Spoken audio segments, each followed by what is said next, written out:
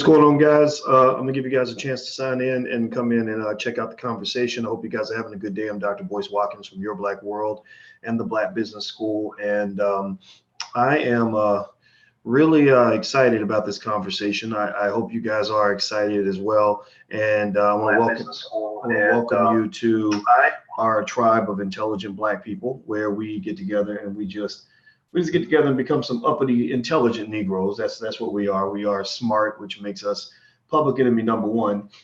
They will never hate a thug. They will never hate a crazy rapper. They will never hate a criminal more than they hate an intelligent Black man or an intelligent Black woman. You really are a threat to national security. What's going on, El Hodge Harris? How you doing? Andre Clark, Jimmy Panette, Trenard, M. Powell. Impal's in here first. That's what's going on. Good to see you. Very good to see you. Let's see. Irene, Renee, SD Primus. Boyce, what do you think about Robert Smith? I think Robert Smith is cool. I haven't heard anything bad about him. I don't have any beefs with him at all, or any issues or whatsoever. I've heard of him though. I haven't seen. He's a rich guy. I know that. As always, you kind of sometimes. Maybe you want people to do more, but you have to be really careful about asking people to do more, because number one, people get mad at you when you hold other Black folks accountable. For a long time, people would get really mad if you said, some Black millionaire should do more for the Black community. They'd say, oh, keep your hands out of his pockets and stop, telling him what to do with his money. And, that's where you get the Floyd Mayweathers from, and people that just don't really seem to have any sort of intelligence or consciousness about what they do with their money. I would really honestly say, at the end of the day, I think that if we had more conscientious and intelligent millionaires, and they all really felt compelled to really solve certain problems, a lot of problems will get solved pretty much overnight. White folks, one thing white folks are doing is they actually have this thing where a bunch of billionaires are giving away 99% of their wealth or something crazy like that. I think Warren Buffett is part of it. And so they just see a problem and they see their money as an opportunity to solve it. It's really only the Black community that kind of has this sort of rule that we've applied to for a very long time, that Black millionaires and Black entertainers and successful Black people don't owe anything to the Black community, And so, like, for example, what Arsene is saying, but Beyonce can sign what she wants. I just want to know about her impact for the Blacks overall, right? So nothing wrong with your comment, but I hear that a lot, and that was one of the reasons why I was actually hesitant to even address this topic, because I know my people, I know my Black folks, and I know that when you bring up anything that involves asking a celebrity to do a little bit more or to consider doing more, there are always going to be people that are going to get mad. Like Beyonce has the Beehive, and she just, the Beehive, some of them, pretty fanatical, and she can do no wrong. And so, they're going to say what they're going to say, and it's their right to feel that way. I'm not here to fight the Beehive, because I told you I'm not fighting no Black people in 2019. I'm fighting white supremacy. That's it. I'm also going to fight against our goals. I'm going to fight against our hurdles, our challenges, so that we can overcome those in this generation and the next. Now, do me a favor as we get started. Please hit the thumbs up button. If you haven't hit the thumbs up button, please hit the thumbs up button. Also, let's do this quick city shout out. Shout out your business, your city, or your dream. Your city, your business, or your dream.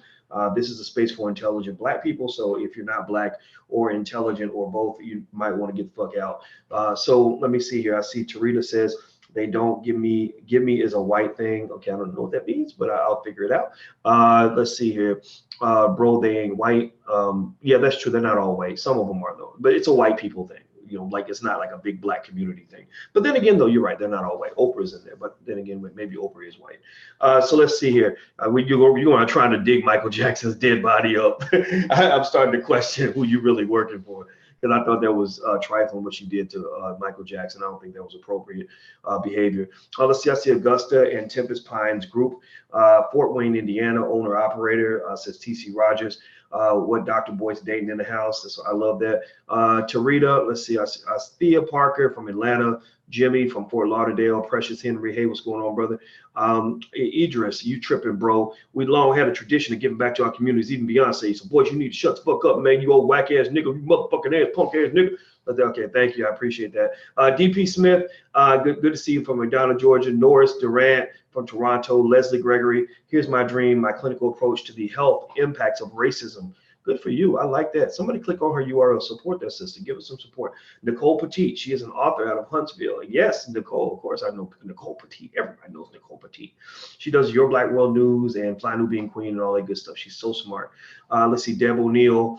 See Rob from Chicago. It's a cool look for HBCUs, but that might be it. Shantae from Louisville. Yeah, so let's jump into this real quick. Here's what here's what I want to throw out there, right? This is for, I always have to repeatedly let you guys know, like, this is a space for intelligent Black people. So, if you're into ignorant shit and you just, and you just see things one dimensionally and can't see other perspectives, this is probably not the place for you. Like, this is probably not, like, maybe you want to go, like, see if Empire's on or some shit, or you want to go and whatever. Like, I don't know if maybe they're doing the electric slide at your church or something. I don't know, but this might not be the spot for you, because I'm into sort of exploring ideas and thinking things through and figuring things out. And so I asked those questions, those questions that have always got me into trouble. Since I was a little kid, my mother used to say, boy, your mouth will either make you great or get you killed. I'm curious to see which one. And so to this day, it still continues. I did this when I was 7. I would ask my mama questions that would get me popped in my mouth, and I still do it. I still ask the questions that are going to make people upset. But this is a question that's not meant to make anybody upset. My goal is to make you think. So even if you hate my guts, even if you don't agree with me, even if you call me a son of a bitch, I know that because I am not a stupid person, that the reason that you call me a son of a bitch, the reason you're mad is because I made you think. And that means I accomplished my goal. That means I made you consider another perspective. So let's lay this out. Let's talk about this. Let's start from the beginning. Beyonce is cool with me, right? Let's start with that right there. Like, I have no issues with Beyonce. I had issues with Jay-Z and Beyonce years ago. Now, let me tell y'all just a little secret, something that the public doesn't really know. I don't talk about it that much. But back in 2013, there's a lot of things that I've seen that have happened that I don't talk about much, because, I kind of feel like blabbing about private stuff is kind of breaking code. But it's 5 years later, 6 years later, so I can talk about this. 6 years ago, Russell Simmons and I were working on a campaign to fight mass incarceration. And we wrote this letter to President Obama, and we asked him to address the mass incarceration epidemic. And it was really tough. It really disappointed me, because I thought that the Obama administration would be very happy that we very politely came to them and asked them to help us to get, people out of prison. Because remember, mass incarceration ain't over. It ain't over till they let people out. These people are still in prison. If you're a Black woman and you've been looking for your husband, the man of your dreams, he's probably in jail right now. He's in a parallel universe. You're married, you have 2 kids, but in this universe, they're all still locked up, because Bill Clinton decided to lock up every Black person in sight. He decided to be our version of Adolf Hitler. That's why I can't support the Democrats. So here's the thing. So we went to the Obama administration. We thought that maybe they would be interested in supporting this initiative. And we got a lot of people to sign the letter, a lot of celebrities, from everybody from Charlamagne the God to Will and Jada Smith, Jamie Foxx. Even people like Lil Wayne signed, and even the Kardashians signed. I mean, just all these people that Russell knew. I knew a few scholars and activists, but I don't hang with celebrities. I don't really want to be friends with that many celebrities like that. So anyway, we got all these people to sign this letter, and it made the White House very, very nervous. I got a sense that they were very upset. In fact, I know they were very upset. Me and Russell talked about it. They were very upset that we were even politely asking the Obama administration to do what they needed to do. And but to Russell's credit, he stuck to his guns. Russell, they got in his face. They stopped inviting him to celebrity parties and all that other stuff. He wasn't in the in crowd no more. That's how Obama kept Black people under control. They knew that it was trendy and cool to be friends with Barack. So all the celebrities, in exchange for their silence, would get to come to the White House Christmas party or take pictures with the president. But you notice none of them showing up asking for no real policy. They were just showing up for a motherfucking photo op. Excuse my French, I don't mean to cuss, but it's true. And so anyway, but Russell was one of the few people that didn't want a photo op. He said, look, I don't care if I don't get invited, into the White House. He said, I got friends that are in Rikers Island that have been there for 15 years on a weed charge. I got friends that died, up in Pelican Bay or wherever, different prisons. I have relatives and loved ones that are still locked up because you locked them up in 1992, because they were selling cocaine and you haven't even thought about letting them out. And so he gave all that up, and I respected that because I wasn't giving up all that. The Obama administration people, they already knew kind of what I was. I was already marginalized. I mean, I'm a scholar and all that, and they know that I'm out there. They've always known I was out there, but they kind of knew where I stood and that I wasn't easy to work with. Whereas Russell was in the in crowd. And so anyway, I remember I asked him, I said, it was great you got all these people to sign this letter. I said, did you get Beyonce and Jay-Z? He said, man, I can't get Jay to do nothing, and basically saying I can't get Jay to do anything. And I was like, wow, I'm like, damn, like, why won't he sign? Everybody else is signing now. I mean, literally got to the point where so many people were signing that Eric Holder had to make an announcement. He made an announcement that the Obama administration was shifting its policies on mass incarceration. And that announcement happened to come the day after our letter was released. And it was right after our letter was released that actually, believe it or not, the little white boy, Justin Bieber, I have to give him props because Justin Bieber tweeted the hashtag. I think it was what was it? In the war on drugs. And it became the #3 most trended hashtag in the world. And so all these millions of people were reading the letter I wrote to Obama. I wrote the letter, and Russell's people read it after I wrote it, but I wrote the letter. And so they said, well, we got to do something because the Negroes are actually asking us for something. We didn't expect that. And so, but I remember, being very disappointed that Jay-Z and Beyonce wouldn't do anything. They would just sit there silently like this royal family. And they still kind of do that. They're still very quiet. They don't really get involved in much anything, which I think is a good strategic move for them. But, and now it's not a problem because they've shown enough to let you know that they're willing to stand up for something. And I respect that.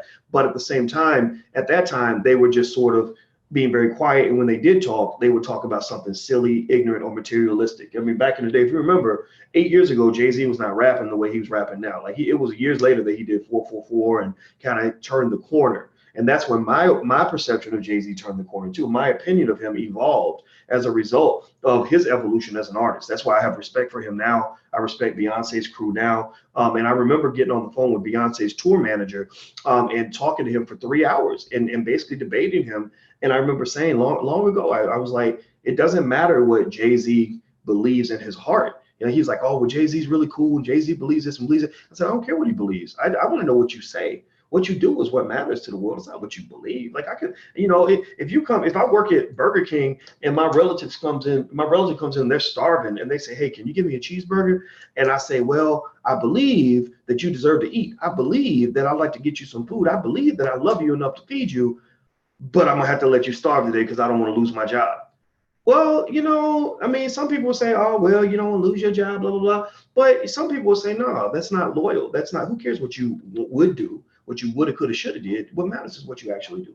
So basically, the Black folks in general, in terms of the way our slavery kind of works, and we have poor slaves and we got wealthy slaves. The way slavery works and the way the money controls Black people. This is why I think economic intelligence is so important for our community. Nipsey Hussle talked about it. I've been talking about it for 15, 20 years. A lot of people, Dr. Claude Anderson, been talking about it for 40, 50 years. Economic intelligence is very important because your economic situation is what controls a lot of what you do in your life. How many of y'all know about people who want to do certain things but can't do it because they're scared to lose their job? How many people do you know, like if you telling me like, hey, we should go and we should speak out on this and we should do this and do that. And they're like, yeah, I would, but I can't because I'm gonna lose my job. I'm gonna get in trouble. Yes or no? Tell me if you know somebody who, if they had plenty of money, if they were in a good financial situation, they might go cuss out their boss. They might be putting different stuff on their Facebook page. Some people are scared to even post certain things on Facebook because their coworkers are watching. Their white coworkers have friended them on Facebook and they're scared to death, right?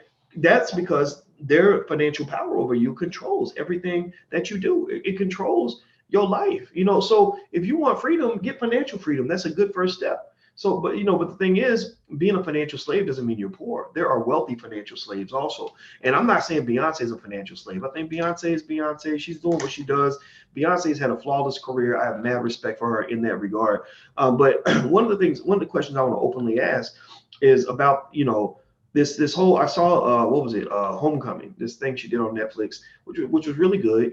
She went out and did her damn thing. Beyonce, every time she comes out, what she presents is always really good. It's always like original and creative, and people just love that. And I admire the fact that she's able to get that kind of love on a consistent basis for 20 years.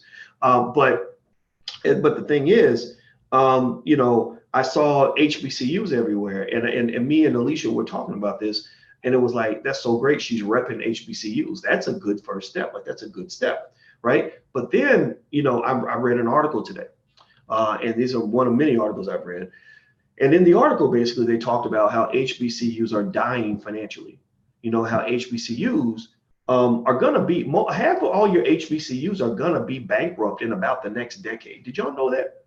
Yes or no? Tell me if you knew that. Yes or no? Did you know that the HBCUs, half of your HBCUs are going to be gone in a decade? Experts have predicted that half of all historically Black colleges, especially the private ones, are going to be gone in less than 10 years. Did you know that? Yes or no?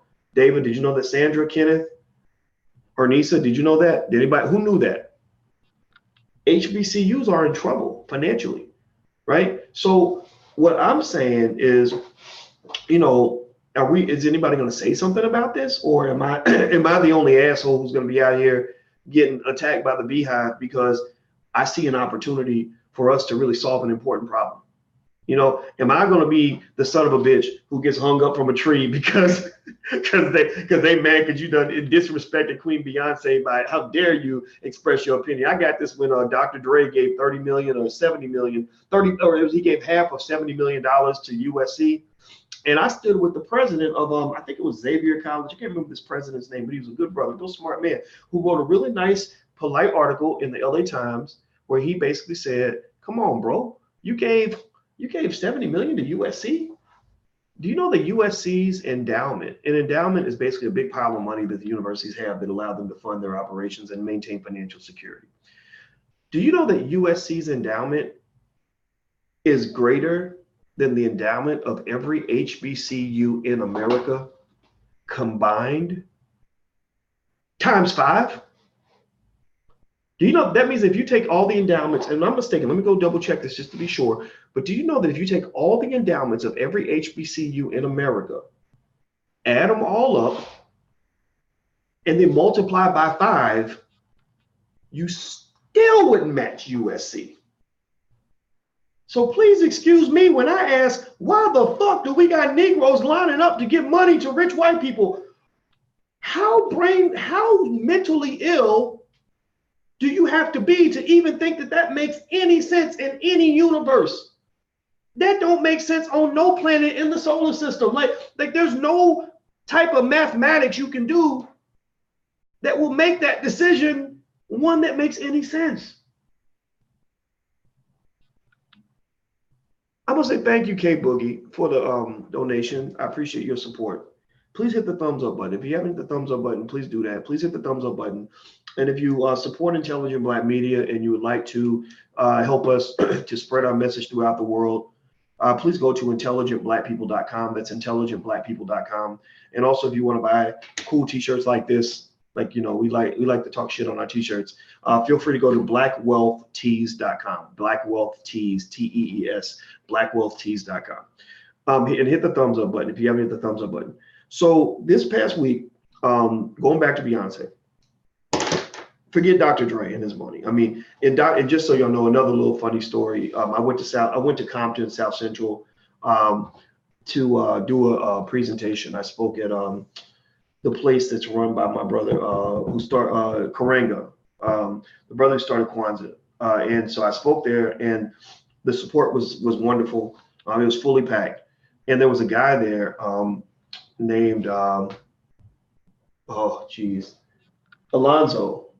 who was the guy that introduced Eazy-E and Dr. Dre and created NWA. And Alonzo was at the event. And Alonzo, he said, yeah, your article about Dr. Dre, where you questioned his donation to USC, he said, I shared it on my page. And since that time, Dre has blocked me, like he won't work with me anymore. And I just said, well, I appreciate the fact that you made him a little bit uncomfortable, because I do think that we kind of have to make people a little bit uncomfortable, not to the point where we're being just incredibly rude, but to the point where you're asking questions that make sense. Thank you. Yes, Milena Karanga. You have to ask questions. You gotta, you got to kind of challenge a little bit. Like you can let people know that I still love you. I still think you're great. You know, I still think Bootylicious and all your Beyonce songs are awesome. I mean, I don't. I'm not a Beyonce type of dude, right? But you know, I know people that are, and it's not a bad thing. But I think at the end of the day, you know, when you're looking at what celebrities are doing with their money, if you're using hood credibility to build your brand, then some would say that you do owe something to the hood. You know, you do. Dr. Dre owes money to the hood because the hood gave him all his street cred.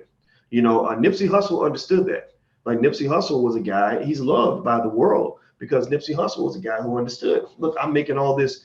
I'm out here, you know, repping the Crips. I'm repping South Central, and I got that Compton credibility that I get. I got T-shirts on to say Crenshaw and whatnot. So I owe a tax to the people that gave me my brand. I owe a tax to the people that sign off on my legitimacy as a hip hop artist. I owe them something. So Nipsey was giving back, not just because he was a nice guy, but he was giving back because that's what you're supposed to do, right?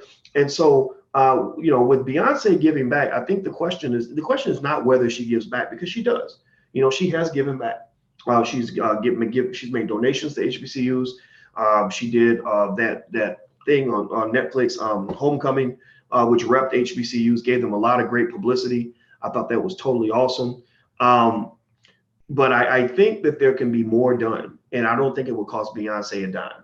And I addressed this before. I'm addressing it again because I really would love for this concept to gain traction. So if anybody knows, I don't know Beyonce, I don't know Jay-Z, I know people that know them, and I've reached out to, I've let them know what I'm thinking. But if you know them, or Beyonce happens to be watching, just know that this is brought to you with complete respect. I'm not a politically correct person. I offend people all the time.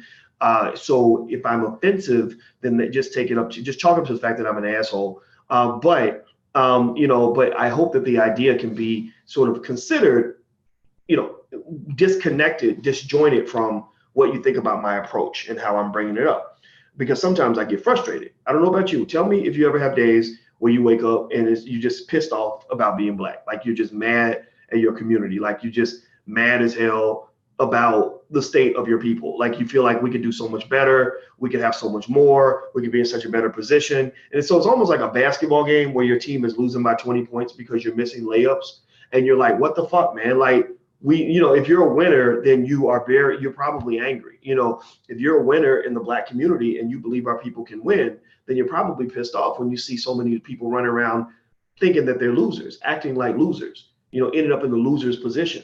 You know, I mean, the more, in fact, Black history can be very frustrating because the more you learn about how great Black people are, the more angry you get about the state of Black people in America. Like you're like, wait a minute, we are, you know, we like we are the Golden State Warriors, and we're playing like a team that's worse than the LA Lakers were this year. You know, like we're supposed to be winning NBA championships, and we can't even get to the playoffs because y'all playing around. You know, so I think that we have to, as a community, don't worry about my backdrop. Thank you very much for the comment on the backdrop. I appreciate it, but don't worry about the backdrop. Pay attention to me. Look in my eyes.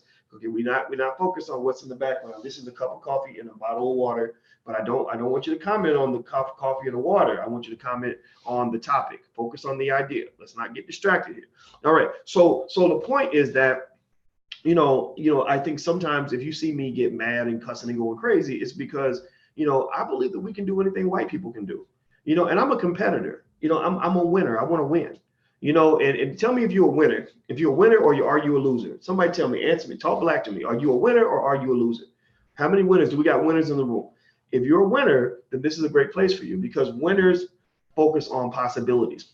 Winners focus on opportunities. Winners focus on investing to be in a better position to win more games next season. That's what winners do. If you're a winner, raise your hand. Tell me that you're a winner. Losers can't do that. Winners look forward and up. Losers look down and they look back. A loser is somebody who doesn't look at the possibilities that we have if we go out and we take a chance. That's what a winner does. That a loser will look at all the things that will go wrong if it don't work out. Like the winners in your family are the people that say, yeah, we can start a family business. We can all get together and you can come in and you can do this and I can do that. And I got a little money and I got a little this and blah, blah, blah, right? That's what the winners in your family do. And then they run into the losers. The losers in your family are the people that are like, well, you know, if you quit that good job and your business don't work out, you're gonna go bankrupt again, and you know you can't afford it because you got them kids, and you can't go back there and do that, but if you got kids, I mean, come on now, you know, like seriously, just negative, always telling you why it ain't gonna work. And the thing about it is that when somebody spends all their time telling you why something isn't gonna work, the hard part about it is that they're usually correct. The problem is that it doesn't help you solve the problem. You know, instead of seeing a challenge as a problem that is to be solved, many of us see a challenge as an obstacle that cannot be hurdled, that cannot be surmounted. You know, so for example, when people talk about building a Black Wall Street, I've heard literally heard Black people say, well, why should we build a Black Wall Street? Because if we build it, all white people are going to do is tear it down.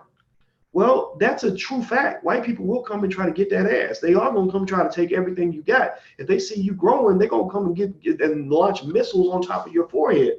But a person who's a winner hears that information and says, okay, you're right. How do we make sure we have adequate security or some mechanism in place to protect and secure Black Wall Street when we build it, so we can minimize the probability that they tear it down, right? You know, or if I tell you I'm going to climb Mount Everest, and you could give me 8,000 reasons why I might not get to the top of the mountain. But the fact that people have climbed Mount Everest before means that you're not really helping me by telling me all the reasons why it won't work. You can warn me, you can tell me about all the things I need to fix, but you can't help me by telling me all the reasons why I can't climb the mountain, because you're lying to me. You're telling me that something's impossible when really it's not impossible. It's just really difficult to do.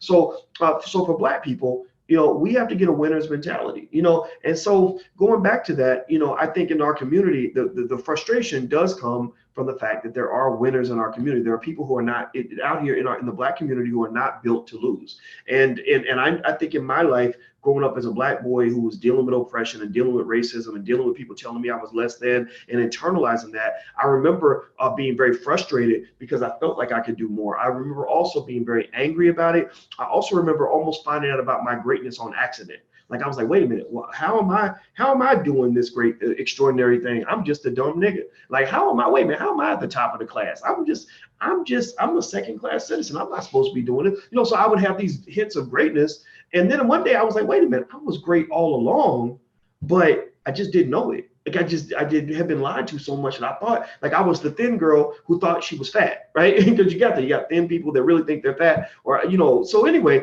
going back to that, let's keep going. Okay.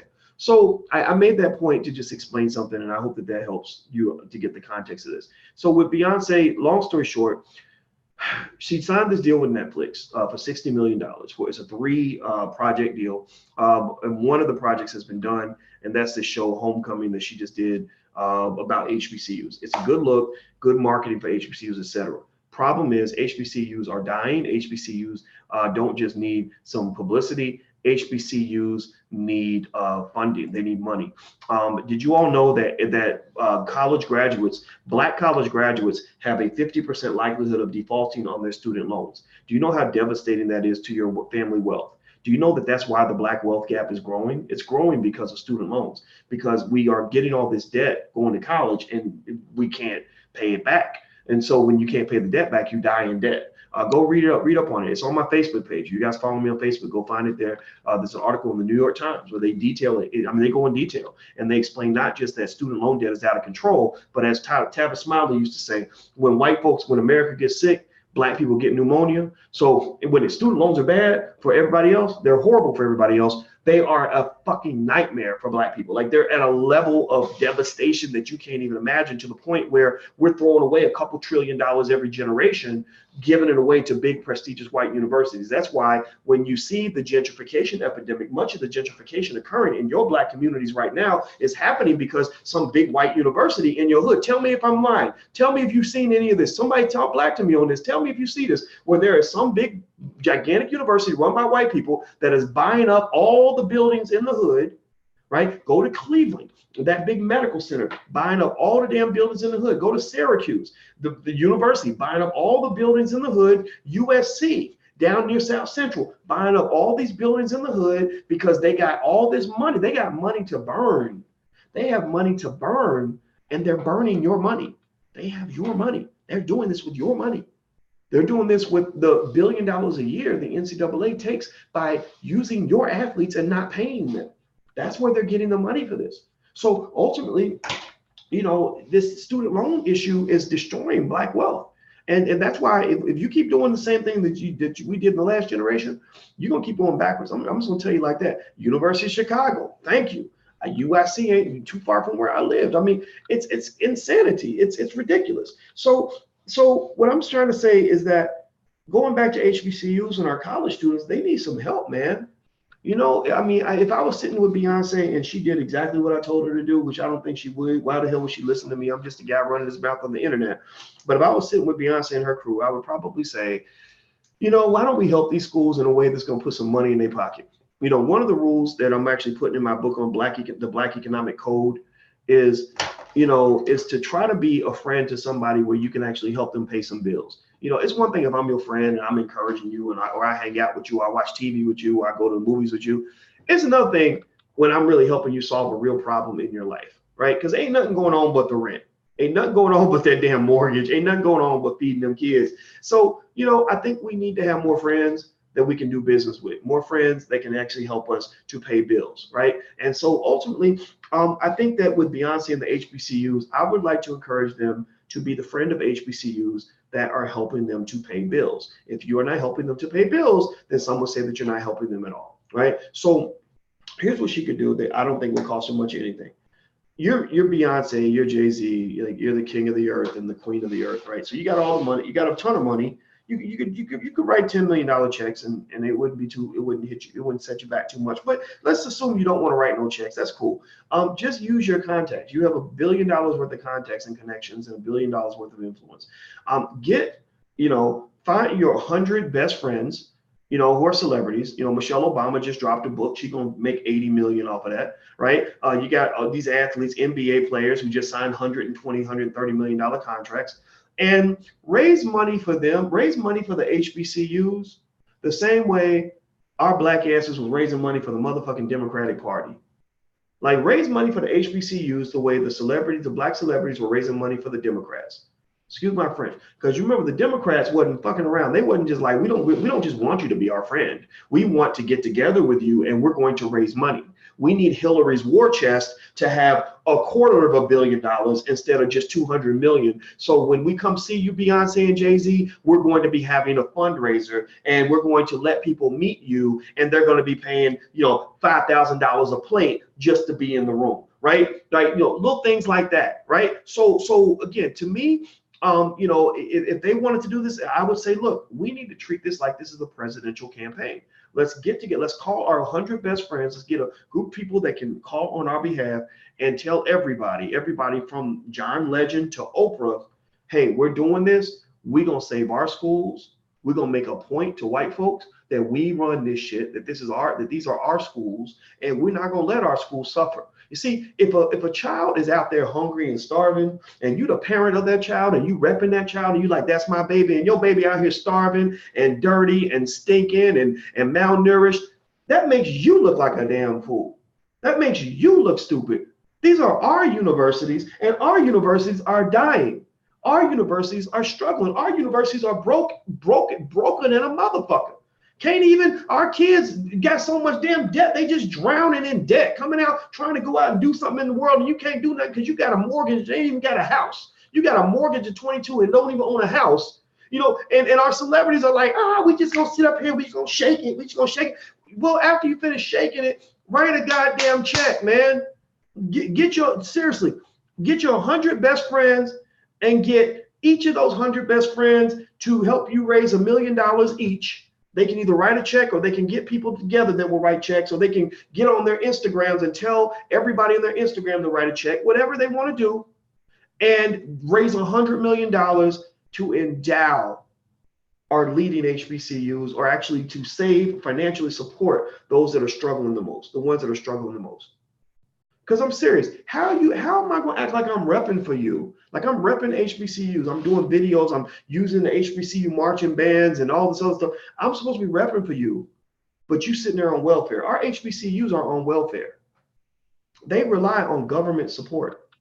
That should embarrass you. That's why Donald Trump don't respect your black ass, because he's like, if you really have the same power and authority as white people, then well, white people, we support our institutions. You know, when we want our Catholic Church to have, big, beautiful steeples or whatever, we raise money, and we raise 20 million for that church. When Notre Dame, the church Notre Dame, Notre Dame burned down. Oh, we raised $1 billion in 24 motherfucking hours. Y'all Negroes can't raise $1 billion unless Disney puts out a movie. Disney put out the Black Panther. Yeah, y'all, you did it then. You came up with about $700 to $1 billion to see a damn movie, but you'll never come up with $700 to $1 billion to see some damn education. And that's what your problem is. That's where we need to get better. And I say we, because I'm talking about all of us. I'm not pointing no fingers. I'm not talking down on nobody. This ain't what I'm doing. I'm not criticizing or attacking Beyonce and Jay-Z at all. I will reiterate 1 billion times that I think that they are extraordinarily talented. I love what they're doing. What I'm trying to do is challenge you the way my daddy used to challenge me to push our game to a higher level. You can't play the game of global economic warfare if you ain't ready to play with the big dogs. If you ain't ready to play with the big dogs, you need to stay your ass on the porch. Stop asking for equality. Stop asking for respect. Stop asking for people to give you dignity when you don't even give yourself dignity. Dignity means that if you're repping something, you take care of the thing that you're repping. If those are my kids, then I make sure my kids are clean. I make sure my kids are fed. I make sure my kids are safe. If they're not clean, if they're not safe, if they're hungry, then that falls on me. If I claim to rep, if I'm a man and I'm repping a woman, because y'all know, how many of y'all know some dude that's showing up at some woman's house for sex every week, but she at home can't even pay the bills and got kids that are hungry and she's barely getting by, and he's doing all right, and he's coming by to get the sex, and he's saying that's my woman, but your woman is damn near homeless because she can't pay no bills. Well, that's not a real man. No, maybe nobody told you that. if you're one of those guys, I'm not trying to offend you, but I'm just telling you, like, don't get mad when some other man comes by and takes your woman, because you're not truly repping and respecting, showing respect to the thing that you claim to be yours. You're claiming that your woman, but she don't look like she's your woman, because if she was your woman, you would be a partner in helping her to secure the lifestyle to which she deserves to become accustomed, right? You will be helping her to do that.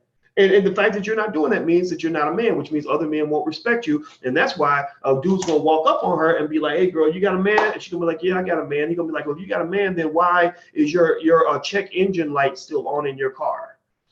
If you got a man, then why is it that your oil needs to be changed and your oil ain't got changed? Why is it that you struggling like this and you're supposed to have a man? Seriously, like another man will clown you for that. So the same way a man will clown another man for having a woman that's supposed to be yours, but you ain't really taking care of her and looking out for her, we get clowned as a community because we claim that those are supposed to be our schools. We repping them. We talking about HBCUs, HBCUs. I love the bands, blah, blah, blah, blah. And your damn schools can't even pay the damn bills. But when Disney put out a movie, y'all making it rain on Walt Disney. Y'all making it rain on some old white people that don't give a shit about you, but you won't even go take care of your own schools. You should be ashamed of yourself. We should be ashamed of ourselves as Black people. We should be ashamed of our celebrities. Hit the thumbs up button, please. Please hit the thumbs up button. And I got to go in a second because I'm going to go. Alicia told me I have till 8:30, which is 8:30 Central, 9:30 Eastern, to go up and eat dinner.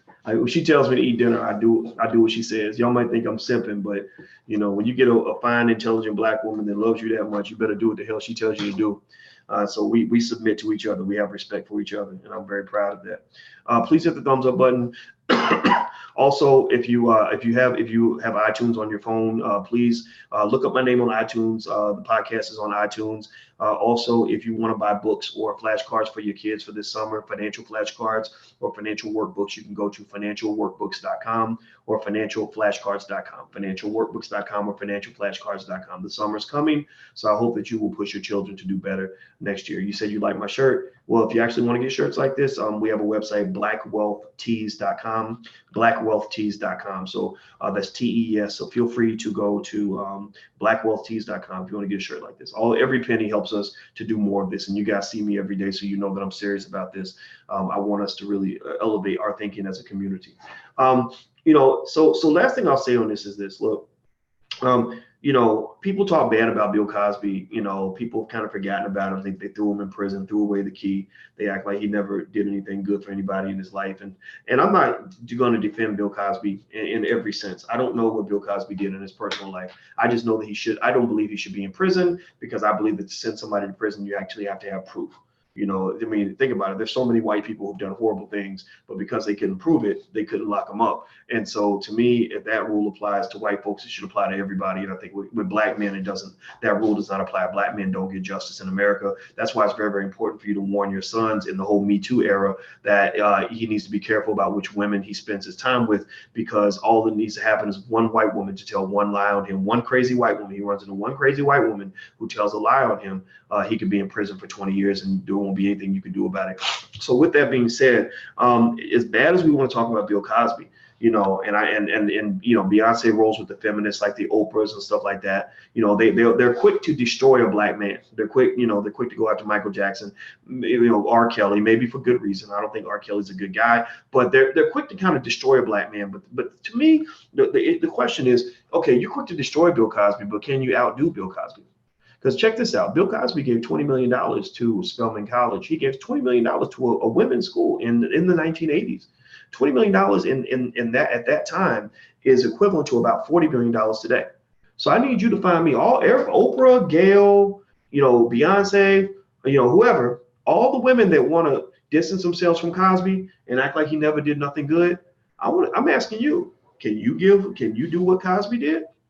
Because last time I checked, I could get 50 of y'all in a room and y'all can't do what Cosby did and his wife did all by themselves. Bill Cosby and Camille blew y'all away in terms of showing real love and real support. Why? Well, because they understood that all that yapping only goes so far. At some point in every revolution, in every movement, somebody got to write a damn check.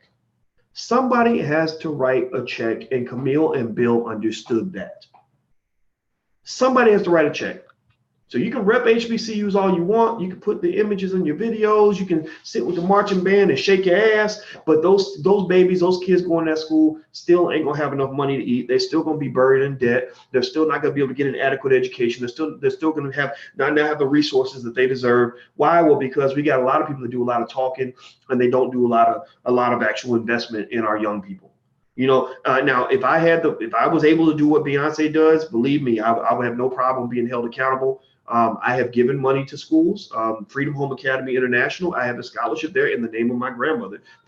I've spoken at schools. I've helped raise money for schools, and I'll do more of it. I'll raise money for your school. If you got a black-owned school and you trying to make money, then yes. Hold on. So she says, "You're yelling at me. What's all that yelling?" Anyway, so at the end of the day, I will say that we have to figure out what support really means, right? Support doesn't mean a whole lot if you're depending on white people to take care of your institutions. If you need Donald Trump to approve the money that will keep your schools alive, then you kind of deserve to be disrespected because you're claiming something that truly isn't yours. So that's it. All right, so I'm about to go. I know, right? Justin said, you better not tell her to hold on. I know, all that damn yelling. She was literally up on the top of the steps yelling for me. We're going to have a talk. I know, right? I feel like I used to feel when my mama used to tell me I had to come in the house. Well, so anyway, I better go. She's patient enough, and her cooking is so good. So I'm about to go eat that food. We're about to throw down up in that mug. Okay, so anyway, please hit the thumbs up button. If you're on Facebook, please share this video. Also, if you want to support intelligent Black media, please go to intelligentblackpeople.com. That's intelligentblackpeople.com. Also, another reminder, we're going to make an announcement very soon about the time and dates and everything for the All Black National Convention. The All Black National Convention will be in September. It will be in Houston. So get ready to travel to Houston in September for the convention. You're going to love it. It will be amazing. And you guys are going to have a great time. So let me get out of here. If you want to buy books or anything, go to blackfinancialintelligence.com. That's blackfinancialintelligence.com. And I'm out of here. Let me go eat before I get in trouble. I'll see you guys later. Peace. And by the way, Beyonce, I do love you. I really hope you don't take offense to what I said. I'm really just trying to get you to do a little bit more. And if you want me to help, I volunteer my time to be as supportive as I can. So if you have a committee and you need me to bring my financial expertise to the committee or share ideas, I'll be happy to do it free of charge. Ain't got to give me a nickel. I want to make sure I state that because I don't want people to think that I'm attacking Beyonce, because that's not what I'm doing. So I'll see you guys later. Take care. Have a great day. Talk to you soon.